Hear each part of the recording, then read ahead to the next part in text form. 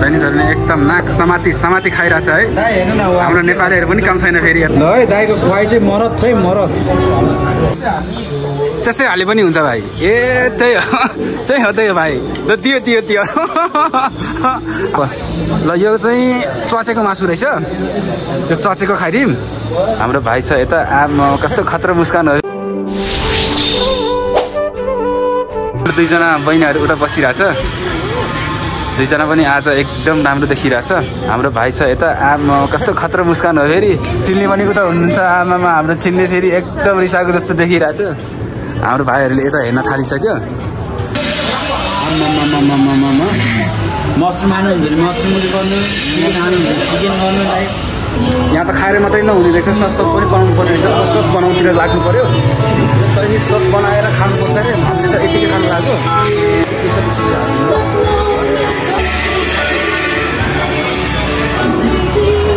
Hello बहिनी, के छ खबर? ठिक छ? ए सबजना यहाँ सस बनाइरहेछ। यो खानाको लागि, यो चाइनिजको लागि चाहिँ यो एकदम आवश्यकता हुन्छ। कुनै पनि हालतमा यो खानुपर्ने हुन्छ। त्यही भएर हाम्रो दिदीहरू, हाम्रो भाइहरू, यता भाइहरू, यता बहिनीहरू सबैजना बनाइरहेछ। बनाउनुपर्छ। अब म पनि बनाउँछु एउटा, हेर्छु। यो चाहिँ नि सिजिङ। यो चाहिँ यो चाहिँ नि विचिङ। यो चाहिँ सिजिङमाको, सिजिङमा साँधेको। यो चाहिँ dark soya sauce. Dark soya sauce धेरै हाल्यो भने फेरि हुँदैन होला, डरै लाग्छ। साथीहरूको नि हेरौँ, खतरा हालिरहेछ। अजिनामोटो हाल्न त हालेको छु। त्यो त नुन हो। ल सबजना खतरा पारेर हालिरहेछ। एकदम आज त सबजनाले स्पेसल बनाउने भयो। चपस्टिक पनि राख्नु पर्यो। यो मेरो चपस्टिक भयो। यो चपस्टिकले यस्तो गरेर यहाँ मोलिदिनुपर्छ। एकदम खतरा पारेर मोलिदिनुपर्छ होइन। नखाइने खाउ जस्तो बनाइदिनुपर्छ। अनि बबाल मजा आउँछ। कस्तो छ हो हाम्रो दिदीहरूको? कस्तो मिठो छ? मिठो छ? आमामा हाम्रो बहिनीको कस्तो खतरा छन्। आमा पूजा बहिनीको कस्तो खतरा छन् है। वाउ, नेपालीको सबसे फेभरेट भनेको मासु हो। कुनै पनि हालतमा छोड्नुहुन्न। ए झ्याम जति फाइदा चाहिँ उठाउनु पर्ने। यो तोफु रहेछ, तोफु पनि हालिदिउँ। ल हालौँ तोफु। के छ? ल तोफु हालौँ। आलु त के हाल्नु, हाम्रो गाउँघरतिर जति पनि पाइन्छ आलु। यता अर्को मासु आइरहेको छ, त्यो मासु हाल्नुपर्छ। हेरौँ, मासु कुट्दैछु म। मासु यता आइरहेछ। आऊ बिस्तारै बिस्तारै। मासु हाल्दैछु। यता ट्याक्का लगाएर। यो गोरुको मासु जस्तो छ। अब गोरुको भए पनि अब के गर्ने, यहाँ यो रेस्टुरेन्टमा चाहिँ गोरुको मासु हुँदैन। यो बिफको मासु हुन्छ। अब खुट्टा पनि खानुपर्ने। अब यहाँ हड्डी नै हड्डी हुन्छ, के खानु अब। ल यो चाहिँ चचेको मासु रहेछ। यो चचेको खाइदिउँ।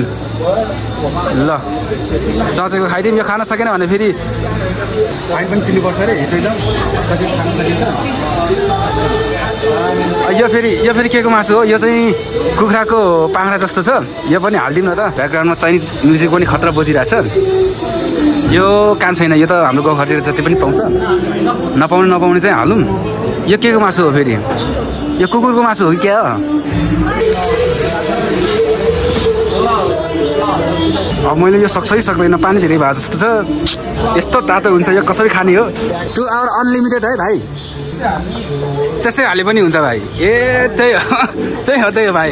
ल दियो हाम्रो भाइले दिन्छ खतराहरू।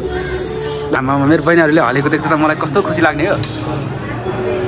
सबै भाइ चाहिँ हो कि आमामा खतरा हालिरहेछ। हाम्रो भाइलाई चाहिँ मान्नुपर्छ। हेर्नु त नुडलहरू हालिरहेछ अहिले भाइले। भाइ आज कति किलो बढाउने? आज धेरै त किलो त 2 किलो चाहिँ पर्छ दाइ। अब यो सम्म चाहिँ 2.5 2.5 हुन्छ। ल है दाइको खुवाई चाहिँ मरद छ है, मरद। आमा खुवाई त अनि कसले सक्छ त दाइ? अब सक्दैन। के छ बहिनीहरू? ठिक छ? चैनिजहरू पनि खाइरहेको छ यहाँ भपाल पाराले। चाइनिजहरूले एकदम नाक समाती खाइरहेको छ है। हाम्रो नेपालीहरू पनि काम छैन फेरि यता ट्याक्क लगाएर खाइरहेको छ। उसको त धेरै बढी भएछ त्यही भएर एकदम खानालाई गाह्रो भइरहेछ हाम्रो भाइको। मेरो पनि बढी भएको थियो तर उम्लिँदै गएपछि यो घट्ने रहेछ। अहिले चाहिँ मेरो अलिकति तल पुगेको छ, धेरै सजिलो भएको छ। भाइको एकदम राम्रो देखिरहेछ होइन, पहिलो देखिरहेछ। हाम्रो दिदीको पनि एकदम पहिलो खतरा राम्रो देखिरहेछ। मेरो चाहिँ म अलि पिरो नखाने भएर अलिकति प्लेन देखिरहेछ। तिन भाइले पनि खतरा खाइरहेको यार। लागौँ फाइनली हाम्रो खाना चाहिँ सबै सकिएको छ। अर्को दिदी पनि जानु भएको छ, हाम्रो सिनियर दिदी पनि जानुभयो। हाम्रो बहिनीलाई पनि एकचोटि देखाइदिउँ। अनि हाम्रो यताको हाँसिरहनु भएको छ हाम्रो बहिनीहरू। अनि यता भाइ पनि छ। आजको डिनर चाहिँ लगभग हाम्रो सकिसकेको छ। अब चाहिँ हामी लाग्नुपर्छ घरतिर जाने।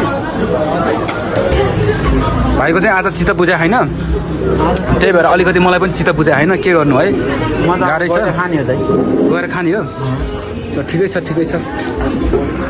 ल दाजु बाई, गुड नाइट। ओके अब बन्द भयो, सबजना खाइरहनु भएको। हाम्रो चाहिँ लगभग सक्यो। के छ हजुर, सन्चै हुनुहुन्छ? ठिक छ है।